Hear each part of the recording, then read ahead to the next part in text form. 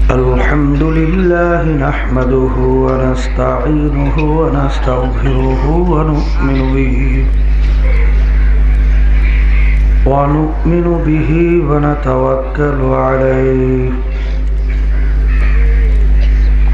ونعوذ بالله من شرور أنفسنا من يهده الله فلا مضل له ومن يضلله فلا هادي له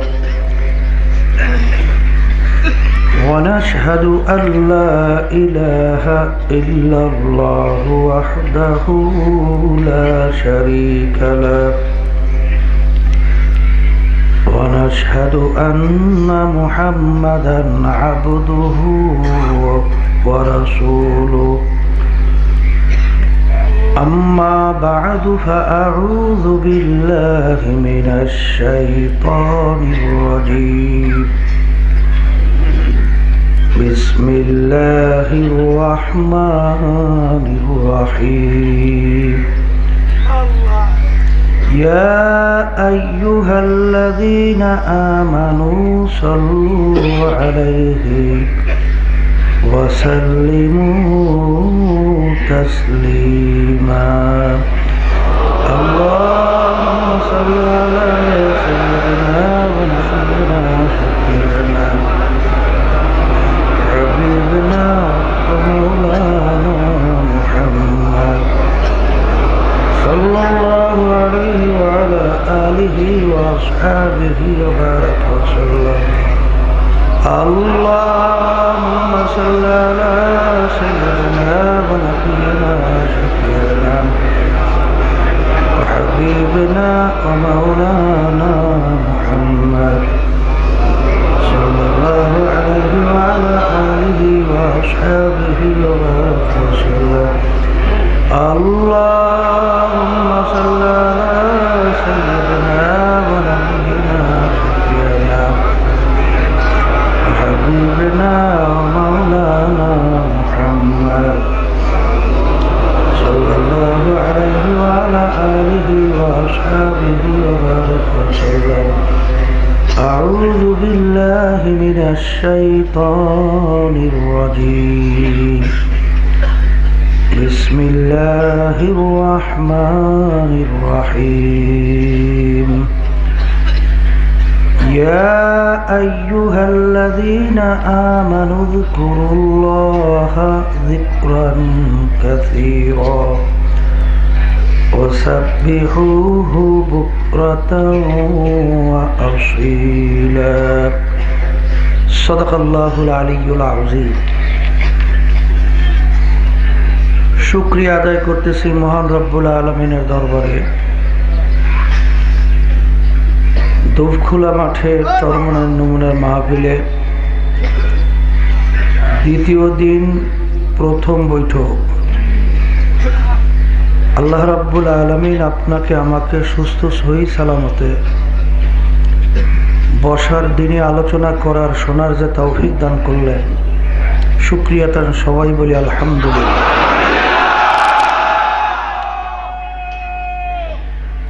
সব মাস মিলে দেখবেন রাত্রের ভিতরে অনেকেই দুনিয়া থেকে বিদায় হয়ে গেছে, আর কোনোদিন আসবে না।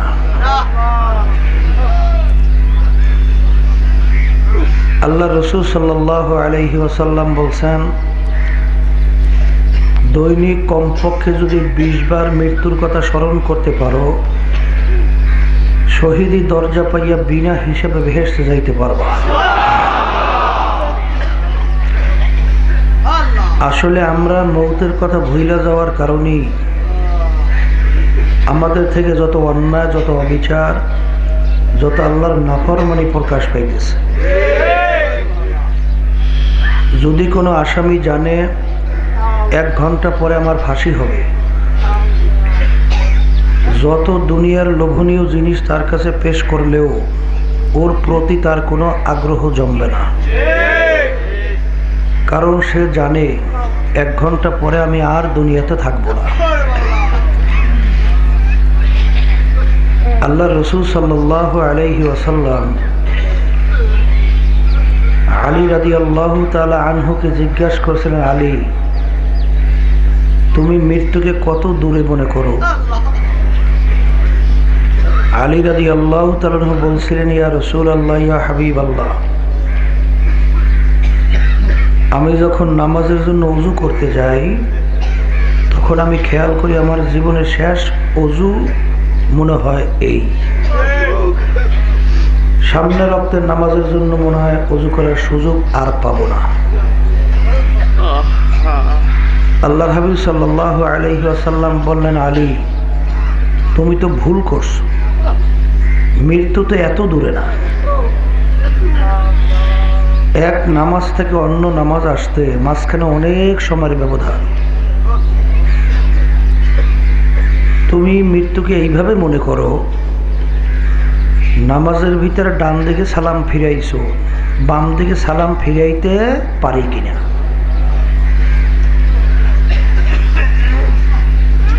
এর জন্য দেখবেন আমাদের তরিকার যে সবক আদায় করতে হয়, প্রথম হইল মৌতের মুরাকাবা করা লাগবে। কারণ মৌতের মুরাকাবা করার সঙ্গে সঙ্গে অটোমেটিক দেখবেন নফস দমন হবে, কলব সবল হবে, আর মনটা অটোমেটিক নরম হয়ে যাবে। আল্লাহ রাব্বুল আলামিন আপনাকে আমাকে দুঃখুলার মাঠে নিয়ে আসছেন। আগামী বছর আবার আসব, বহু দূরের কথা।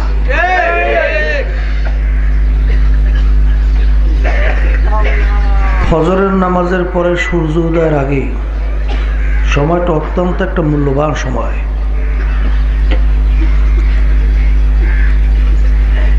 অন্য অন্য সময় যে কথাগুলো বললে গুনাহ হয় না, এই সময়ের মধ্যে ওই কথাগুলো বললে গুনাহ হয়। কোন কোন ইমাম লাগছেন মাকরু তাহরিমার গুনাহ হয়, কোন কোন ইমাম লাগছেন মাকরু তানজির গুনাহ হয়। এক কথায় গুনার থেকে খালি না। ফজরের নামাজের পরে সূর্য উদয়ের আগে মানুষের তেমন একটা কোনো দুনিয়ার কাজও থাকে না।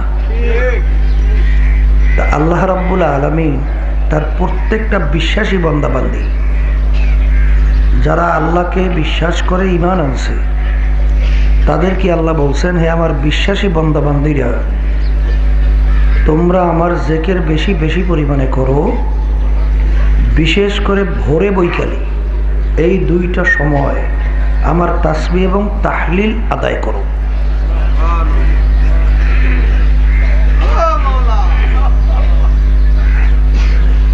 এখানে আল্লাহ রাব্বুল আলামিন কিন্তু কাউকে ভাগ করে বলেন নাই যে যারা পীর হইছো বা যারা মুফতি হইছেন, যারা মুহাদ্দিস হইছেন, এদেরকে আল্লাহ বললেন নাই তোমরা আমার জিকির বেশি করো। যারাই ঈমান আনছে তাদেরকে আল্লাহ বলছেন আমার জিকির বেশি বেশি পরিমাণে করো। বেশি আল্লাহর জিকির করার জন্য বলছেন, কোনো সীমা বলেন নাই। কারণ আল্লাহ রাব্বুল আলামিন তার হাবিবকে পাঠাইছেন যেমন নামাজ কিভাবে পড়তে হবে এইটা আল্লাহর হাবিব বাস্তবে ট্রেনিং দিয়ে আমাদেরকে দেখাইছেন যে এইভাবে নামাজ পড়তে হয়। এরকম বিভিন্ন বিষয় দেখবেন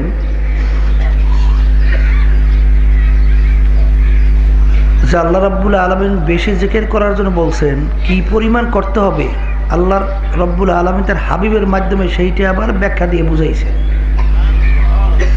আল্লাহ রাসূল সাল্লাল্লাহু আলাইহি ওয়াসাল্লাম বলছেন, আকসিরু যিকরাল্লাহি হাত্তা ইয়াকুলু মাজনুন।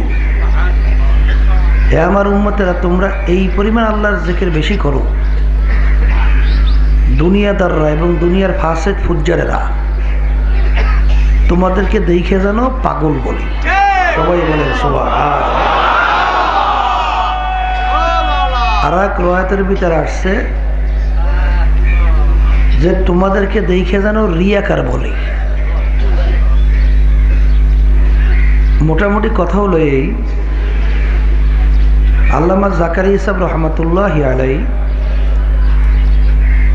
তিনি হাদিসের ব্যাখ্যা লেখছেন, তাহলে জিকির করা লাগবে একটু জোরে আর করা লাগবে বেশি বেশি। কারণ একটু জোরে যদি আপনি আল্লাহর জিকির না করেন, দুনিয়াদার ফাসেক ফুজের আপনার জিকির শুনবেও না আর আপনাকে পাগলও বলতে পারবে না। কিন্তু বর্তমানে এক শ্রেণী দেখা যায় আল্লাহর জিকির জোরে করলেই তারা বলে এটা জায়েজ নাই, এইটা ঠিক না। কি বলে না। কিছুদিন আগে আব্দুল হাফিজ মক্কি সাহেব রহমাতুল্লাহি আলাইহি কিছুদিন আগে দুনিয়া থেকে বিদায় হয়ে গেছে, ইন্তেকাল করছে। হুজুর আল্লাহর জিকির জোরে করা তিনি সুন্নাত প্রমাণ করছেন।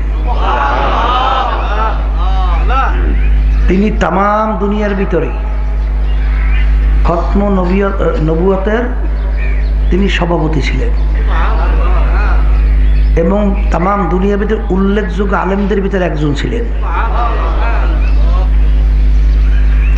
আল্লামা জাকারিয়া সাহেব রহমাতুল্লাহি আলাইহি তার হাদিসের ব্যাখ্যা তিনি কিভাবে করছেন, যিনি শাইখুল হাদিস ছিলেন, তামাম দুনিয়ার ভিতরে উল্লেখযোগ্য আলেমের ভিতরে একজন তিনি ছিলেন। তিনি বলেন যে তাহলে বোঝা গেল জিকির করা লাগবে একটু জোরে, করা লাগবে বেশি বেশি।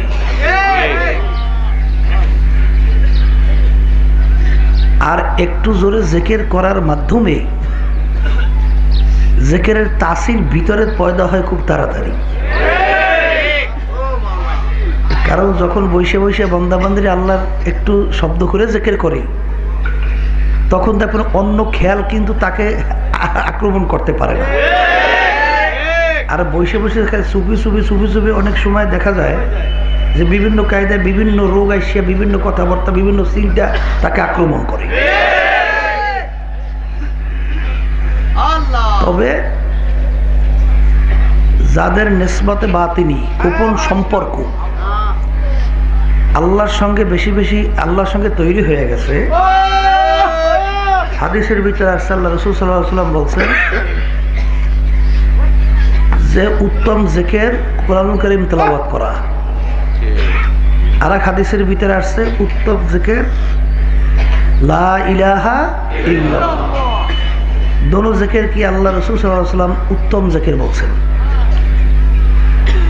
থানভী রহমাতুল্লাহি আলাইহি দুই হাদিসের ভিতরে এইভাবে তিনি তাতবিক দিয়েছেন, সামঞ্জস্যতা তৈরি করছেন যে যাদের আল্লাহর সঙ্গে গোপনে সম্পর্ক তৈরি হয়েছে তাদের কোরআনুল কারীম বেশি বেশি তেলাওয়াত করাই হলো উত্তম জিকির। আর যাদের এখন পর্যন্ত গোপন সম্পর্ক আল্লাহর সঙ্গে তৈরি হয় নাই, তাদের লা ইলাহা ইল্লাল্লাহ এই জিকির বেশি বেশি করা হলো উত্তম জিকির।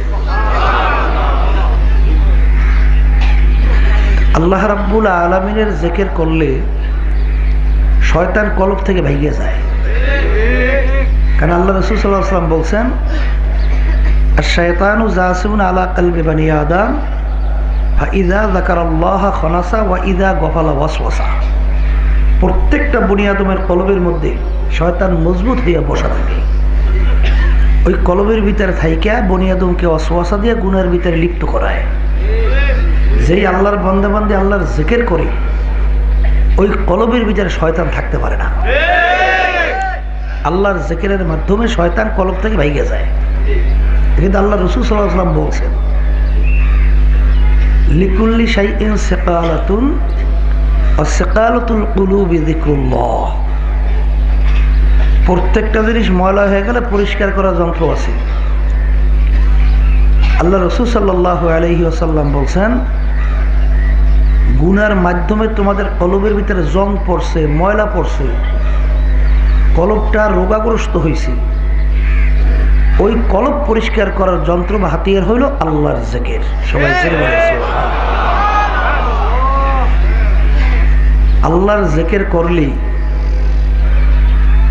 জাকারিয়া সাহেব রহমাতুল্লাহি আলাইহি লেখছেন, ওই আল্লাহর বান্দাবান্দির মউত ঈমান সহকারে হইবে। কারণ কুল্লু এনাই ইয়াতারাশা বিমা ফিহি, যেই ভান্ডের ভিতরে যা থাকবে কাজ করলে কিন্তু তাই পড়বে। দেখবেন বাদামওয়ালা বাদাম বিক্রি করে, সারাদিন বাদাম বাদাম করে ডাকে। অনেক সময় ঘুমের ঘরের মধ্যেও বাদাম বাদাম করে ডাক দিয়ে ওঠে। সানাসুর যারা বিক্রি করে, দেখবেন অনেক সময় সানাসুর সানাসুর করে ডাক দিয়ে ওঠে। আর যারা বেশি বেশি আল্লাহর জিকির করে, ঘুমের ঘরেও দেখবেন আল্লাহর জিকির করতে আসে। আমার আম্মাজান বলছিলেন, আমার এখনো মনে আছে, যে তোর আব্বাকে অনেক সময় দেখতাম ঘুমাইয়ে রয়েছে, নাক টাইনে ঘুমায়, পাশে যাই দেখি নাক টানতে আসা ঘুমাইতেছে, ওদিকে তাকাইয়ে দেখি তার জিহ্বাটা মাওলার জিকিরে উঠতেছে, যেটাকে সুলতানুল আসগর বলা হয়। আপনার খেয়াল নাই, আপনি চলতেছেন, অটোমেটিক আপনার জিহ্বা মাওলার জিকিরে চলতেছে, আপনার পশমে পশমে মাওলার জিকির হইতেছে। গাছের দিকে তাকায় দেখে গাছের ভিতরে মাওলার জিকির হইতেছে। বরফির আব্দুল কাদের জিলানী রহমাতুল্লাহি আলাইহি, তার দরবারে এক আল্লাহর বান্দা যাইয়া দেখেন প্রস্রাবে ধরছে, প্রস্রাব করবে, যেখানেই প্রস্রাব করতে বসে সেখানেই দেখে ঘাসে আল্লাহর জিকির করতে, প্রস্রাব করার জায়গাই পায় না। বলে ভাই ব্যাপার কি? এখানে যেখানেই যাই সেখানেই তো দেখি ঘাসে সব আল্লাহর জিকির করতেছে, তা আল্লাহর জিকির করতেছে, ঘাসের ভাই প্রস্রাব করি কি ভেবে? তো যারা নাকি আল্লাহর জিকির বেশি বেশি করে, তাদের মৌতের পূর্ব মুহূর্তে জবান থেকে বের হয় লা ইলাহা ইল্লাল্লাহু মুহাম্মাদুর রাসূলুল্লাহ। বোতলের ভিতরে পানি থাকলে কাজ করলে পানি পড়ে, তৈল থাকলে তৈল পড়ে, প্রসাব থাকলে প্রসাব পড়ে। যেই আল্লাহর বান্দা বান্দির কলবের ভিতরে আমার মাওলার জিকির বসাইতে পারছে, ঠিক মৌতের পূর্ব মুহূর্তে তার জবান থেকে মাওলার নাম বের হইতে থাকে। এরকম বহুত শত শত হাজার হাজার ঘটনা বাংলাদেশের মধ্যেও আছে। আমার আম্মাজান, আরে আমি মাগরিবের নামাজে ইমামতি করে নামাজ পড়াইতে আছি, যখন সালাম মাগরিবের নামাজ সালাম ফিরাইলাম, আমার মেয়েটা ডাইকে আইসিয়া বলে আব্বা আব্বা দাদু কইরা গেছে। আমি শুই না, তাড়াহুড়ো করে দেখতে গেলাম, যাই দেখি আল্লাহু আকবার, আম্মার হুঁশ নাই, কিন্তু পরিষ্কার জবান থেকে বের হইতেছে লা ইলাহা ইল্লাল্লাহ, লা ইলাহা ইল্লাল্লাহ। বরিশাল পর্যন্ত নিয়ে গেলাম, শুধু জবান থেকে বের হইতেছে লা ইলাহা ইল্লাল্লাহ। এরপর যে জবান বন্ধ হইয়া গেল, আর জবান খুলে নাই। এ কবরের যাত্রীরা, কবরে তো তোমারও যাওয়া লাগবে, আমারও যাওয়া লাগবে।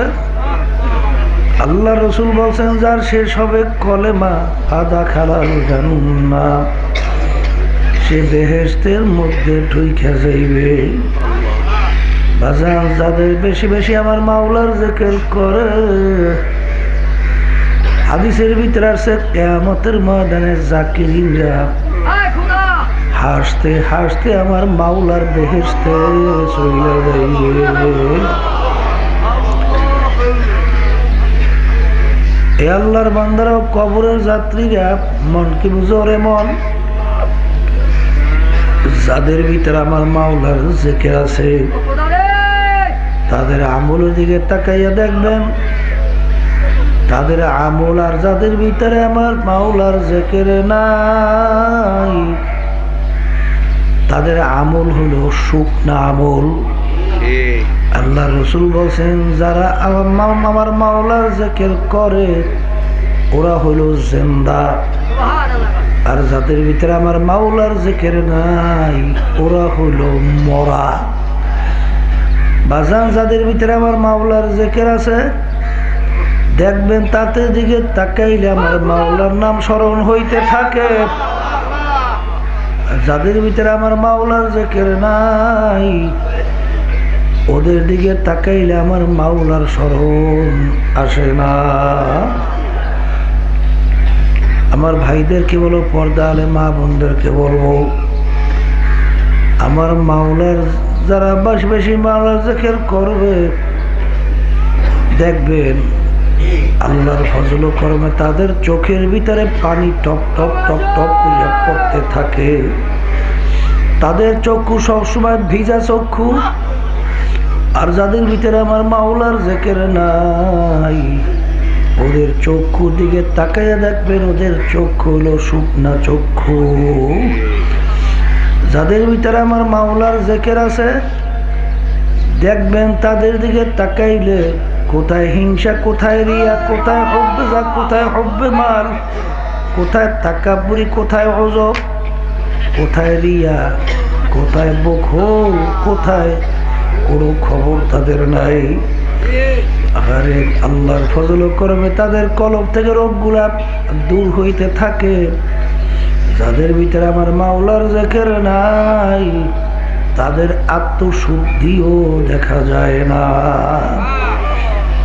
এই জন্য আমার বাজানদেরকে বলো, পর্দার মা বোনদেরকে বলবো, আমার আব্বাজান প্রায় বলতেন, বাজান বুঝে আসুক বা না আসুক, বিশেষ করে দুইটা টাইম আমার মাওলার জিকির ছাড়া যাইবে না। তোমাদের অসুখ হয়েছে, বৈশা মাওলার জিকির করতে পারো না, শুইয়া শুইয়া আদায় করো। জবানে পারো না, মনে মনে আদায় করো। আরে হুশ থাকতে দুই টাইম আমার মাওলার জিকির ছাইরো না।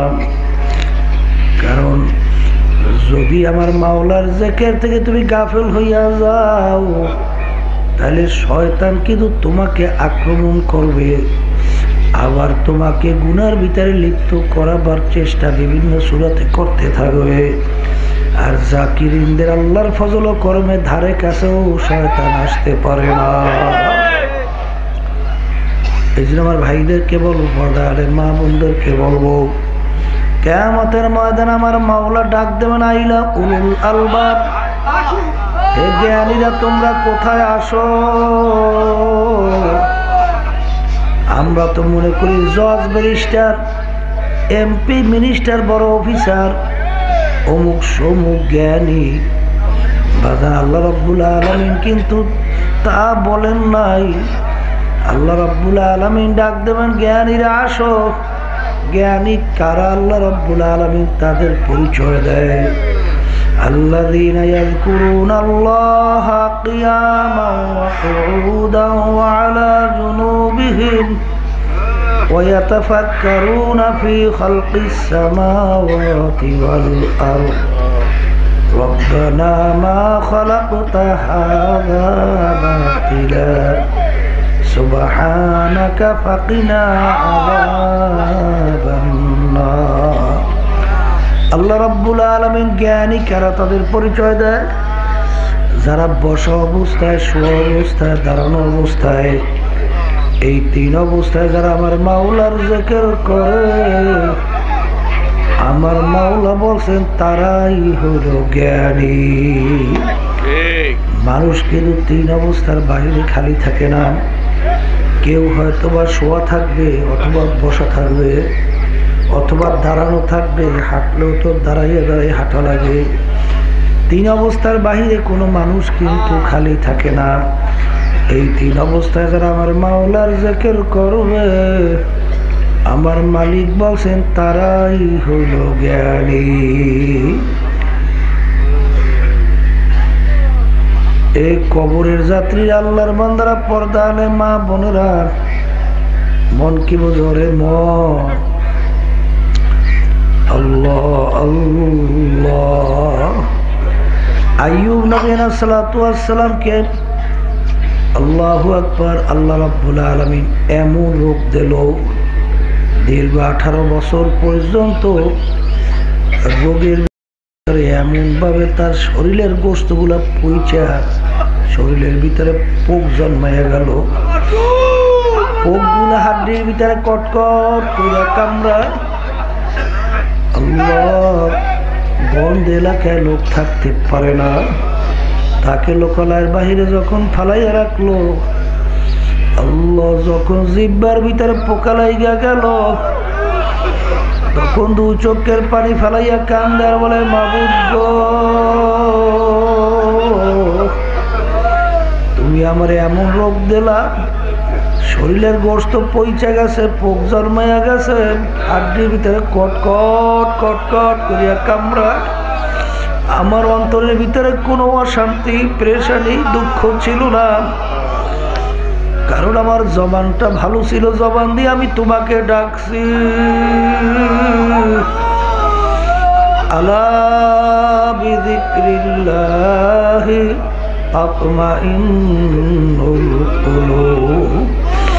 আমার মালিক বলছেন তোমাদের অন্তরের শান্তি আমার জিকিরের মধ্যে।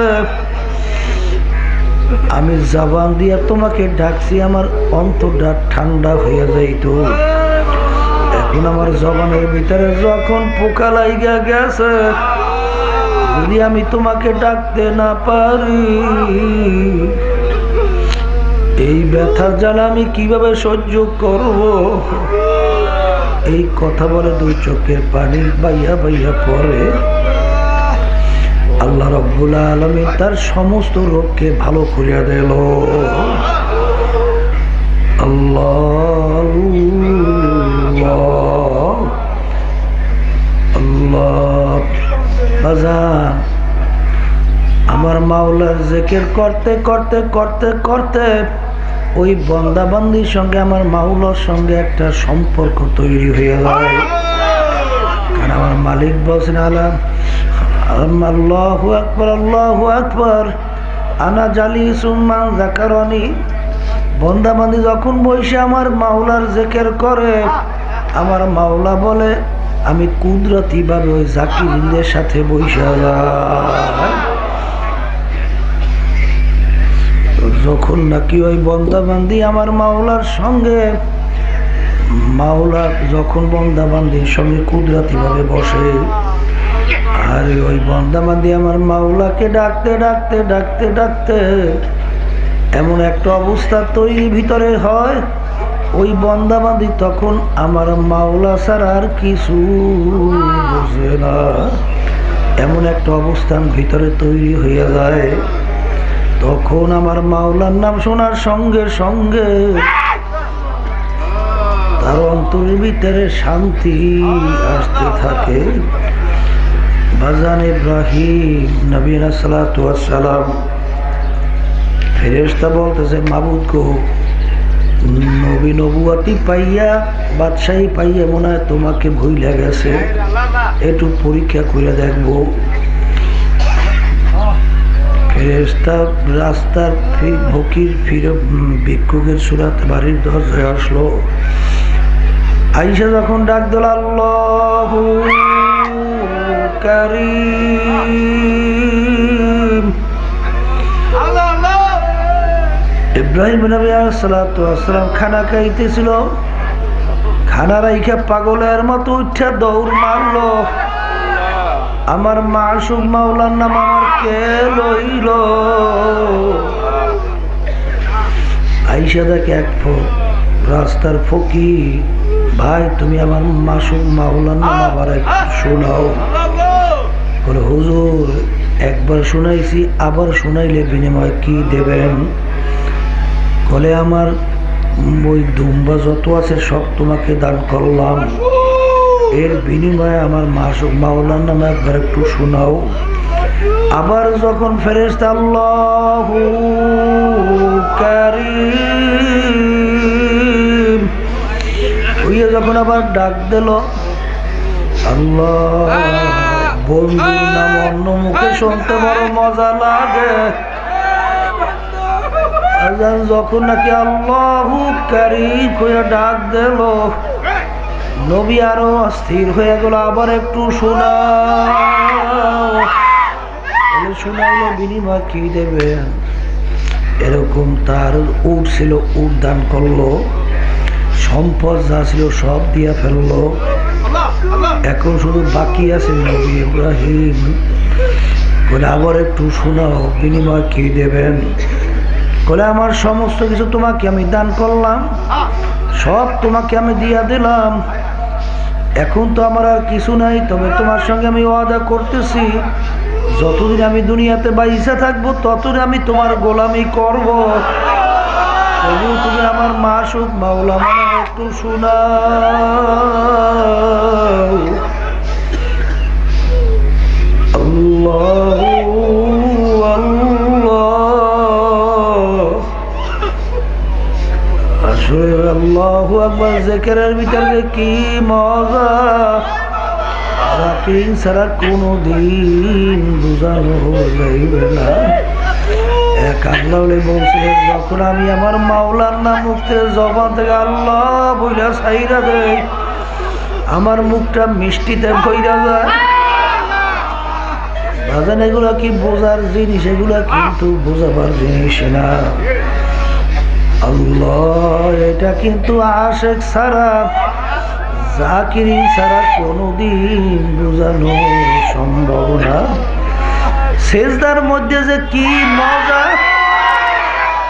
একমাত্র সেজদাকারী ছাড়া বোঝানো যায় না। আল্লাহু আকবার, আল্লাহু আকবার, আল্লাহু আকবার।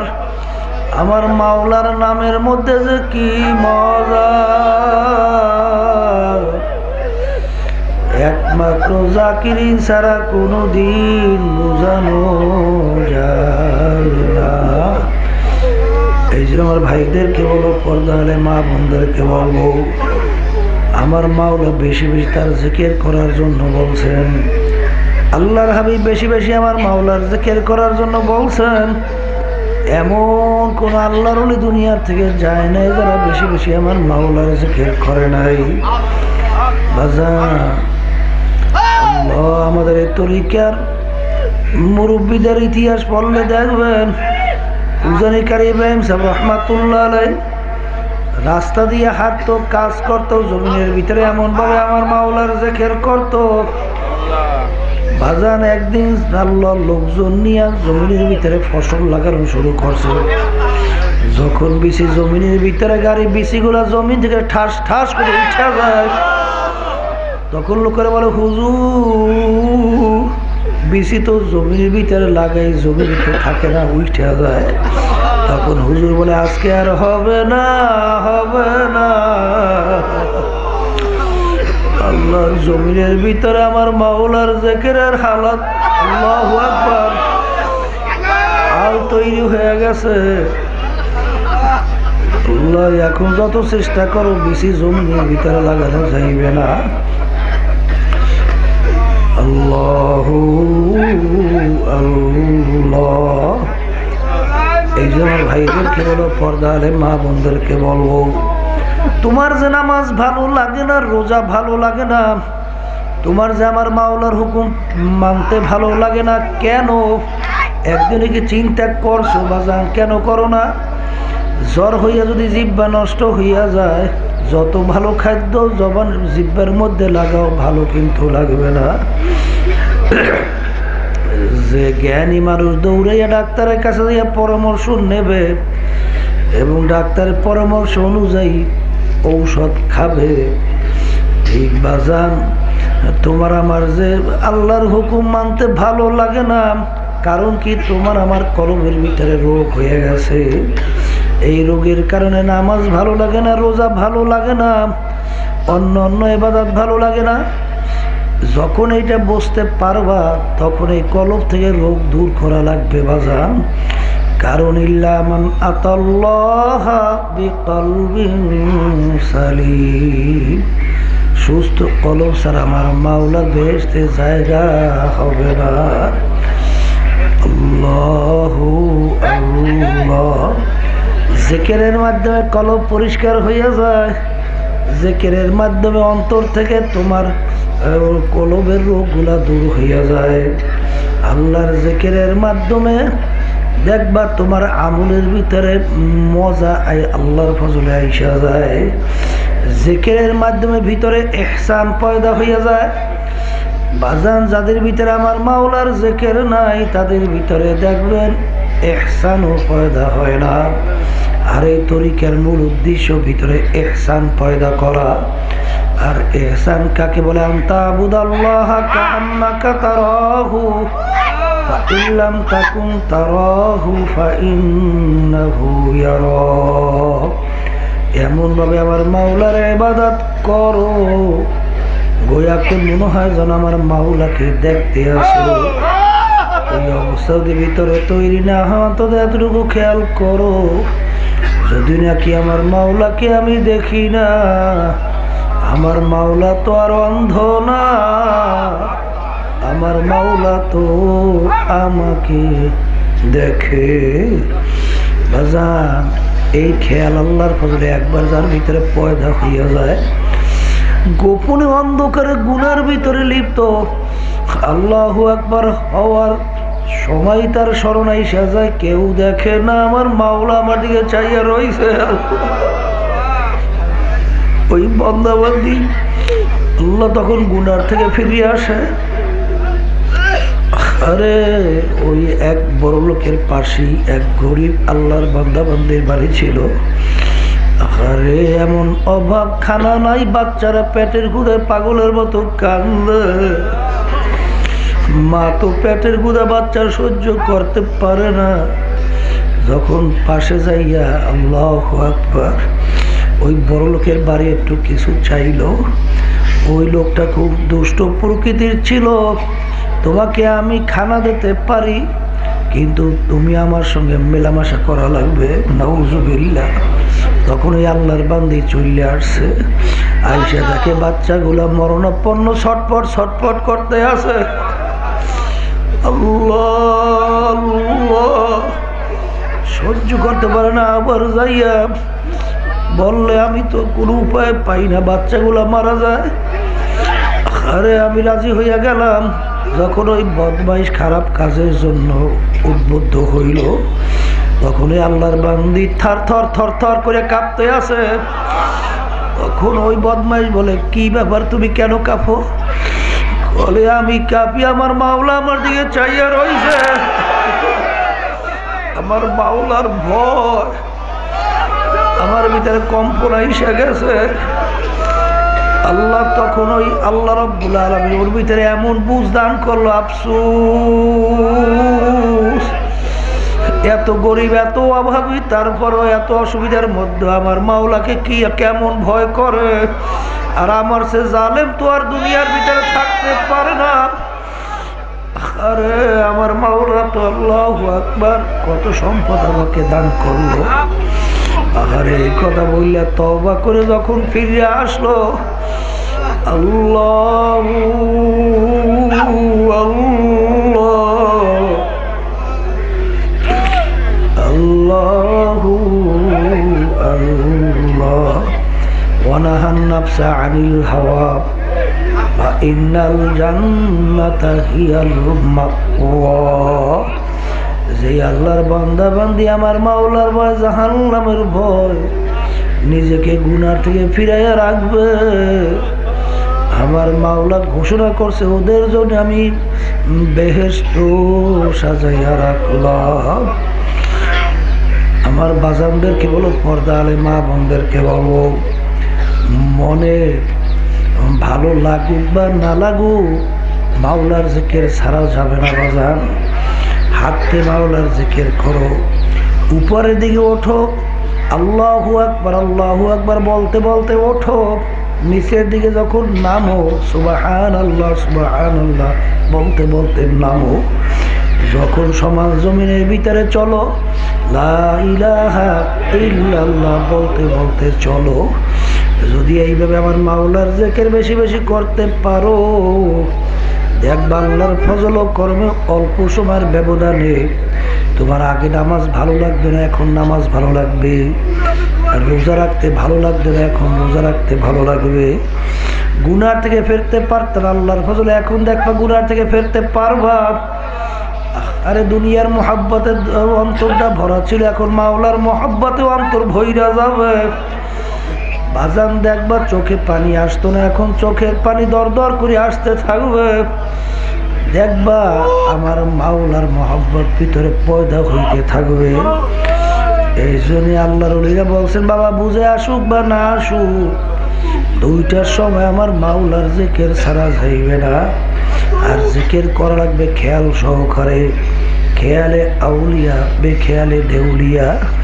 খেয়াল সহকারে যদি আমার মাওলাকে ডাকতে পারো, অল্প সময়ের মধ্যে দেখবা আল্লাহর ফজলে তার তাসির আসতে থাকবে। আর যদি বেখেয়ালে তুমি ডাকতে থাকো, তাসির সহজে কিন্তু আসবে না। এই জন্যই আমার ভাইদেরকে বলবো, পর্দা আলে মা বোনদেরকে বলবো, এ কিন্তু পরীক্ষিত ঔষধ বাজান। মনকে বুঝো, রে মন আমার ভালো লাগুক বা না লাগুক, জোর কইরা দুইটার সময় বিশেষ করে আমার মাওলার জিকির ছাড়বো না। আর খেয়াল সহকারে আমার মাওলার জিকির করব। যখন ভোরে বসে আমার বন্দা বান্দিরে আমার মাওলার জিকির করে, সারা দিন তার ভিতরে একটা আল্লাহর ঘেরান আসতে থাকে, জিকিরে একটা ঘেরান আসতে থাকে। আবার যখন সন্ধ্যার পরে মাওলার জিকির করে, সারা রাত ওই দেখবেন মাওলার ঘেরান একটা জিকিরের ঘেরান আসতে থাকে। এই জন্য আমি ভাইদের বাজানদেরকে বলো, পর্দা আলে মা বোনদেরকে বলবো, বাজান দুনিয়ার থেকে তো বিদায় হওয়া লাগবে, তোমার আবার ঈমান সহকারে মৌত হইবে কিনা এইটা তো আমাদের কারো জানা নাই। কিন্তু জাকারিয়া রহমাতুল্লাহ আলাইহি বলছেন, যারা বেশি বেশি আমার মাওলার জিকির করবে, আল্লাহর ফজলও করবে, তাদের মৌত ঈমান সহকারে হইবে। চক্ষু বন্ধ করিয়া খেয়াল সহকারে যখন বইলা ডান দিকে মাথা ঘুরাবা, তখন খেয়াল করবা নাই নাই নাই নাই আমার পীরগিরি নাই, আমার মুফতিগিরি নাই, আমার মুহাদ্দিসগিরি নাই, আমার শিক্ষার গৌরব নাই, আমার বংশের গৌরব নাই, আমার টাকার গরম নাই, আমার ক্ষমতার গৌরব নয়। আল্লাহ বাদে কেহ মাবুদ নাই, আল্লাহ বাদে কেহ মাবুদ নাই। এইভাবে লাখ হইয়া ডান দিকে টান দিয়া ইল্লাল্লাহ, বাম দুধে দুই আঙ্গুল নিচে কলব, মাওলার নূর থাকবার জায়গা, ওই কলবের উপরে ঘুম করে ধাক্কা দেবা, লা ইলাহা ইল্লাল্লাহ, আল্লাহ বাদে কেহ মাবুদ নাই। যখন জরব দেব কলবের ইল্লাল্লাহ ইল্লাল্লাহ, আমার কলবে আল্লাহই আছে, আল্লাহ আল্লাহ আল্লাহ। আমার মাওলা আমার দিকে চাইয়া বলতেছেন, বন্দা আমাকে বোলাও কা। এই খেয়ালে অল্প সময় একটু আমার মাওলার জিকির করব, লা ইলাহা ইল্লাল্লাহ লা ইলাহা ইল্লাল্লাহ লা ইলাহা ইল্লাল্লাহ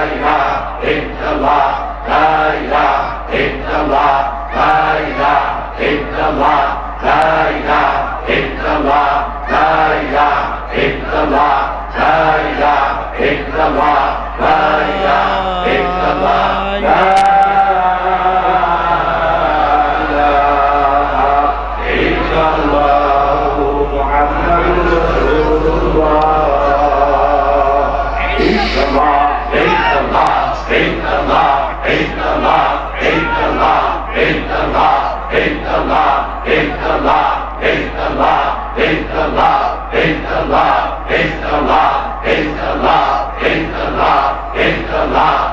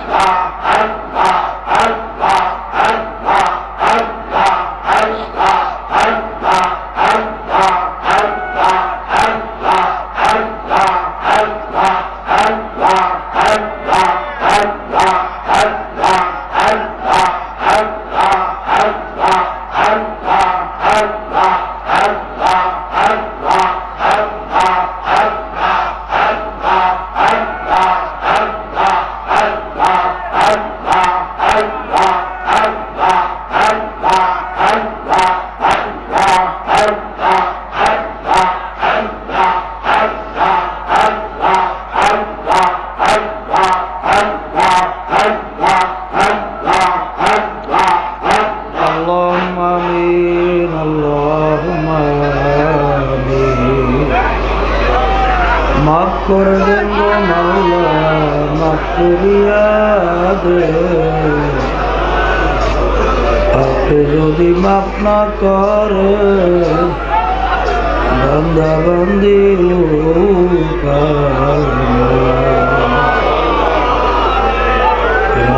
গেল ঘুমে ঘুমে দিন গেল খাইতে লইতে হাসরে মিজানে কামাইতে বুঝি কিছু করতে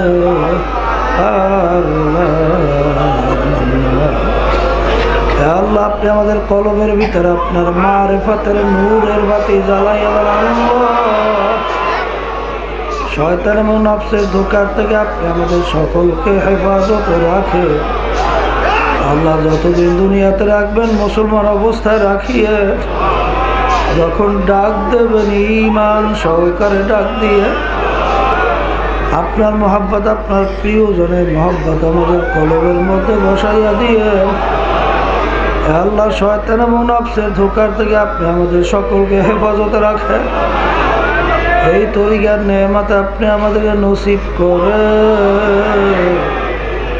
শাহেদের রুহানি ফয়জ ও বরকত নসিব করেন আল্লাহ আল্লাহ তাদের দরজা বেহেশতের মধ্যে বুলন্দ করে দিয়ে সুবহান রাব্বিকা রাব্বিল ইজ্জাতি আম্মা ইয়াসিফুন ওয়া সালামুন আলাল মুরসালিন والحمد لله رب العالمين